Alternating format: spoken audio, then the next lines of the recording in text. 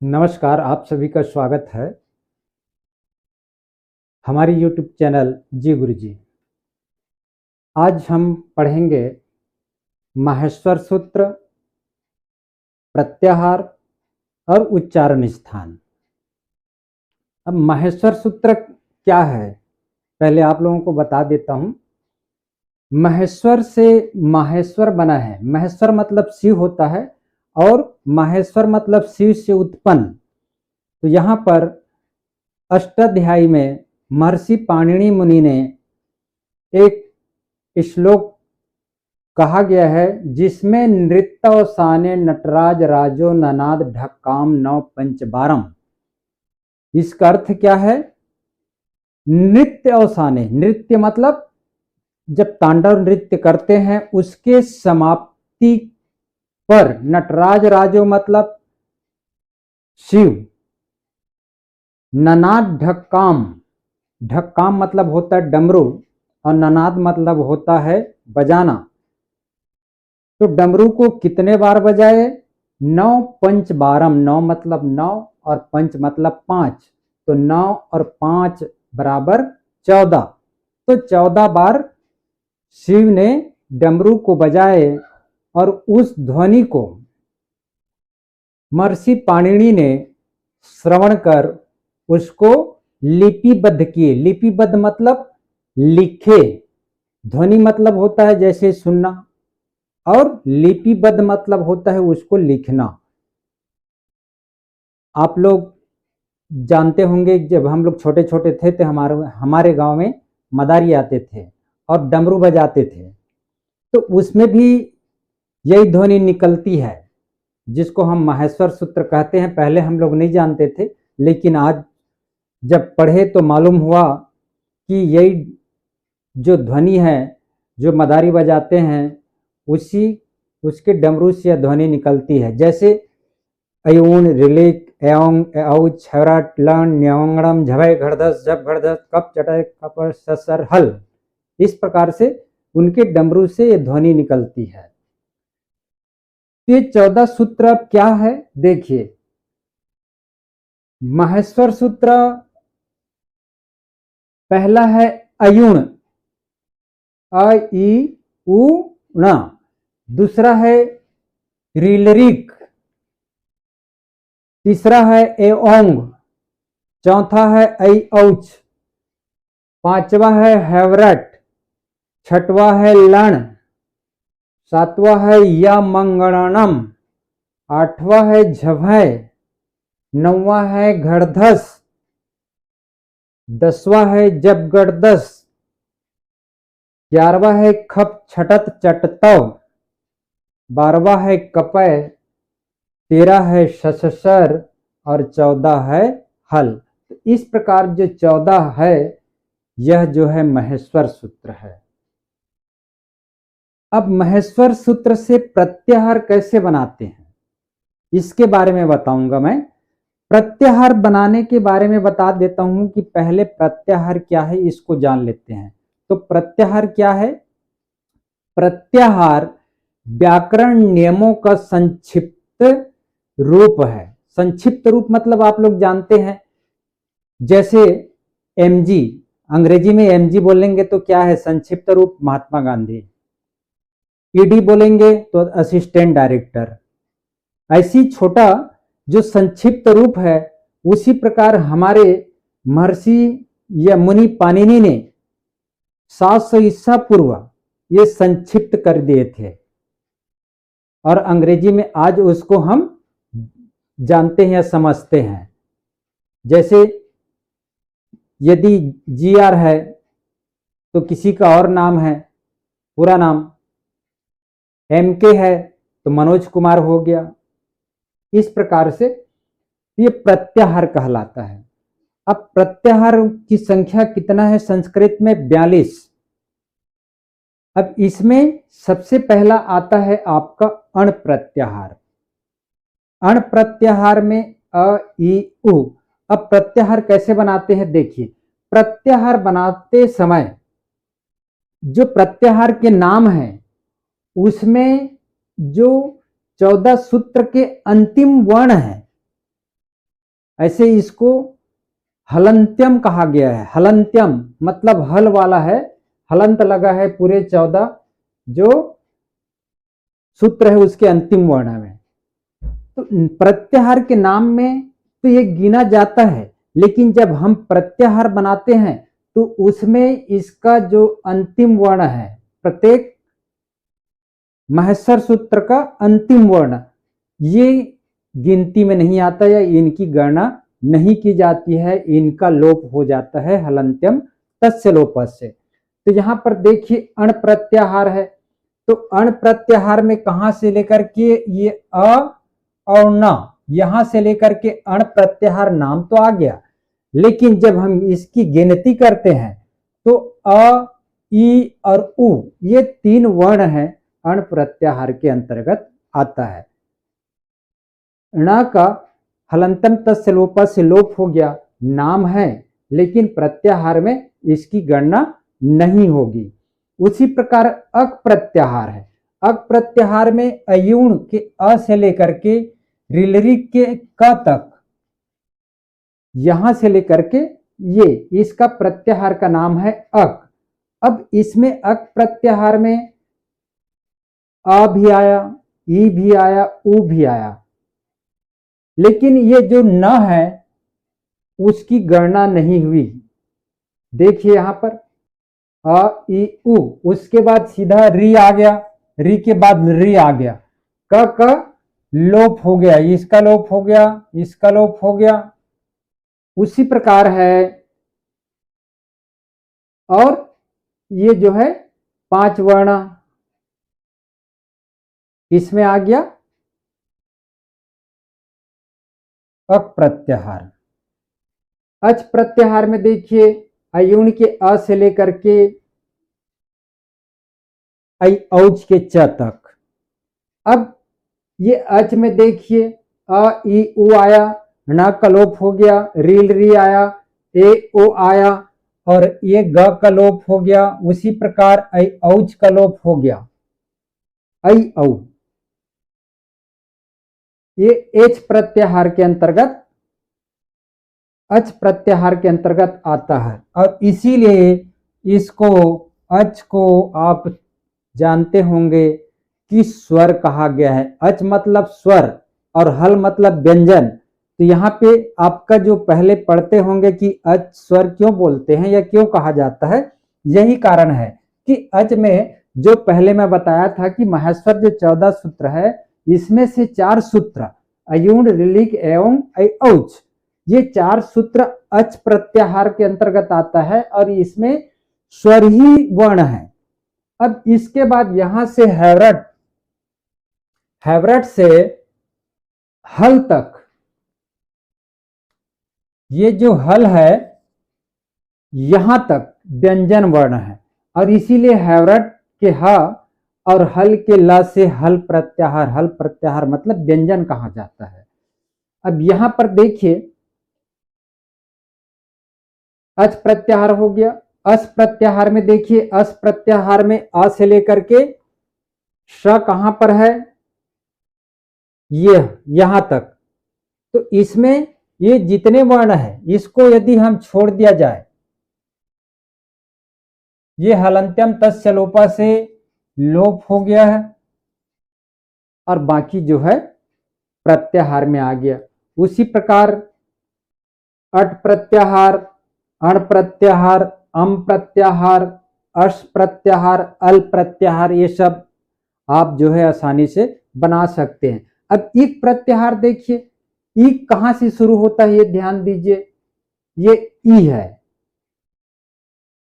और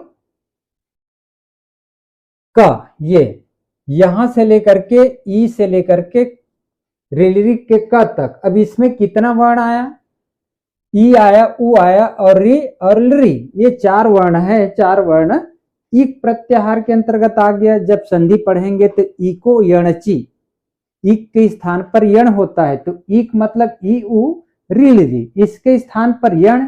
अब यण में कौन कौन से है वर्ण आएगा, अब देखिए यहां पर यण,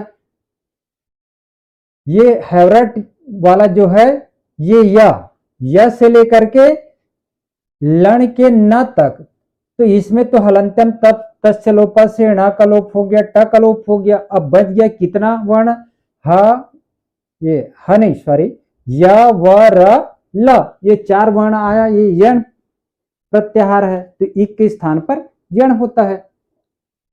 उसी प्रकार हस, अस, अल, इक, ईच, ईण, उक, एंग, एच। अब एक आप अयादी स्वर संधि पढ़ेंगे तो एचो अवयव है से एक सूत्र है, एच के स्थान पर क्रमशः ऐ औ आय आव होता है। तो एच प्रत्याहार क्या है देखिए, एच प्रत्याहार यहां पर जाइए आप महेश्वर सूत्र में, एच कहां पर है, तो अयोंग औज, ये एयोंग के ए से लेकर के औज के च तक। अब इसमें ग और च का हलंत्यम तस्य लोपा से लोप हो गया और बचा कितना ए ओ ऐ औ, ये एच प्रत्याहार कहलाएगा और इनके स्थान पर क्रमशः ऐ औ आय आव होता है। फिर एच, एच मतलब ऐ और औ, ये 2 वर्ण है। उसी प्रकार हस प्रत्याहार। अब देखिए हल प्रत्याहार, अब हल को हम व्यंजन कहते हैं, आपको मालूम होगा। और हल कहां से देखिए, हैवरट से लेकर के हल के ल तक हल प्रत्याहार हुआ। अब इसमें जितना सब देखेंगे इसमें सब व्यंजन है, कहीं पर बीच में स्वर नहीं है इस महेश्वर सूत्र में। फिर है ये हल जो है 17 नंबर का प्रत्याहार है, याद रखिएगा। यदि कहीं परीक्षा में पूछते हैं प्रत्याहार में हल कितने नंबर पर आता है, तो 17 नंबर पर आता है। अच कितने नंबर पर आता है, अच मतलब स्वर वर्ण, ये 3 नंबर पर आता है। उसी प्रकार यम, य, यर, वश, वल, रल, मैं, गम, झस, झस, झ, झर, झल, भस, भस, बस, खै, खर, छौ, चै, चर, सर, सल, ये 42 प्रत्याहार है। महेश्वर सूत्र और प्रत्याहार पढ़ाया हूं, उसमें से कुछ महत्वपूर्ण बिंदु है जो जानकारी योग्य है, यह हमें जानकारी रखना चाहिए। जैसे अच, अच मतलब क्या है, स्वर। हल मतलब व्यंजन। महेश्वर सूत्रों की संख्या कितनी है, 14। प्रत्याहार जो पढ़े हैं, प्रत्याहार संख्या कितना है, 42। संस्कृत व्याकरण के पिता पाणिनि मुनि को कहा जाता है, जिन्होंने अष्टाध्यायी लिखे हैं, अर्थात अष्टाध्यायी के लेखक ही पाणिनि मुनि हैं। अष्टाध्यायी मतलब 8 अध्याय है, 8 अध्याय होने के कारण अष्टाध्यायी नाम पड़ा। और प्रत्येक अध्याय में 4 पद है, तो 8 गुनी 4 बराबर टोटल अष्टाध्याय में 32 पद है। इसके अलावा धातु पाठ, गण पाठ और है, लेकिन 32 पद है। अष्टाध्याय में कुल सूत्र है 3978, इसीलिए सूत्र शास्त्र कहा गया है व्याकरण को। इसमें 3 मुनियों का नाम आता है जिसे हम त्रय मुनि कहते हैं। पहला है पाणिनि, दूसरा है कात्यायन और तीसरा है पतंजलि। तो पाणिनि ने व्याकरण सूत्र लिखे हैं। व्याकरण सूत्र लिखने के बाद कात्यायन, उसमें कुछ कमियां रह गई है, उसमें बीच में कोष्टक में समझिए वार्तिक लिखे हैं, जहां जहां कात्यायन को त्रुटि लगा वहां पर वार्तिक लिखे हैं। और पतंजलि ने व्याकरण सूत्र और वार्तिक दोनों पर भाष्य लिखे हैं। भाष्य मतलब समझिए सूत्र की व्याख्या करना या टीका एक प्रकार से। तो पतंजलि ने ये किए हैं और ये तीनों मिला करके कहा जाता है त्रय मुनि। अब देखिए उच्चारण स्थान। उच्चारण स्थान का मतलब क्या होता है, वर्णों का स्थान जहां से वर्ण उच्चारित होता है। यहाँ पे एक सूत्र है, हो सके तो आपकी सुविधा के लिए जो है आप याद कर सकते हैं, और जब सूत्र याद कर लेंगे तो वर्णों का उच्चारण स्थान के बारे में आप आसानी से जान सकेंगे। जैसे अकु विसर्जनाम कंठः, ईचु यसानाम तालु, ऋतु रसानाम मूर्धा, लितु लसानाम दंताः, उपपद मान्यानाम ओष्ठौ, यमंगणानाम नासिका च, यद्दैतो कंठतालु, उद्दतो कंठोष्ठम, वकारस्य दंतोष्ठम और नासिका अनुस्वारस्य। ये जो सूत्र है 10 सूत्र को आप याद कर लेंगे। इन सूत्रों को मैं विस्तार से समझाता हूं। अकु विसर्जनाम कंठा, अकु मतलब आ, ह्रस्व अ और दीर्घ आ, और कु मतलब होता है क वर्ग। क वर्ग के अंतर्गत आप पढ़े होंगे व्यंजन वर्ण में। यदि आप मेरा पिछला वीडियो नहीं देख पाए होंगे तो व्यंजन वर्ण पिछला वर्ण में मैं बताया हूं, और उसके और पिछला है उसमें स्वर वर्ण के बारे में बताया हूं। अर्थात वर्ण परिचय के बारे में स्वर और व्यंजन दोनों का अलग अलग मैं वीडियो बनाया हूं। यदि आप नहीं देख पाए हैं तो देख लीजिएगा। वहां पर क वर्ग में क ख ग घ अंगा, ये पांचों वर्ण, और ह और विसर्ग, इनका उच्चारण स्थान है कंठ। कंठ मतलब यहां से, जैसे बोलेंगे क ख ग घ, तो यहाँ पे जो निकला हुआ है हमारे गले में थोड़ा ठुड्डी नुमा, वहां पे कंपन होती है। उसी प्रकार ईचु ऐसा नाम तालु, ईचु मतलब ह्रस्वी और दीर्घई, और च वर्ग मतलब च छ ज झ इया, इन पांचों वर्ण, और या यश के या वाला, और स मतलब सकर का सा, इनका उच्चारण स्थान है तालव्य। तालव्य मतलब जैसे जीभ के ऊपर वाले भाग हमारे ऊपर में स्पर्श होता है तब इन वर्णों का उच्चारण होता है। उसी प्रकार ऋतु रसानाम मूर्धा, ह्रस्वरी और दीर्घरी। उसी प्रकार ट वर्ग के अंतर्गत ट ठ ड ढ ण, और रस्सी के र मतलब र और श, इनका उच्चारण स्थान है मूर्धन्य। मूर्धन्य मतलब होता है ये, यहाँ पर जब जीभ को आप पलटेंगे, मूर्धन्य कवि का नाम सुने होंगे, तो जो गला है और जो ठुड्डी है उसके जस्ट नीचे वाला भाग, तो जीवा को जब हम पलटेंगे तो जो दिखता है हरा कलर का ऐसे पलटने से, तो इनके उच्चारण से जीवा पलट जाता है और उच्चारित होता है, जैसे ट ठ ड ढ ण, तो ट बोलने से जीवा पलट रहा है। उसी प्रकार ऋतु लसानाम दंताः, ऋतु मतलब लृ वर्ण और त वर्ग मतलब त थ द ध न, और ल और स सरोता के सा, इनका उच्चारण स्थान है दंत्य। अब इन वर्णों का जब उच्चारण करेंगे तो बोलिए त थ, तो हमारे जीवा का अग्रभाग हमारे ऊपर वाले जो दांत के ऊपर मसूड़ा, जहां पे दांत निकला हुआ है वहीं पे मसूड़े पर स्पर्श करता है, तब इन वर्णों का उच्चारण होता है। उसी प्रकार उपपद मानिया नाम ओष्ठौ, उपपद ह्रस्व उ और दीर्घ उ,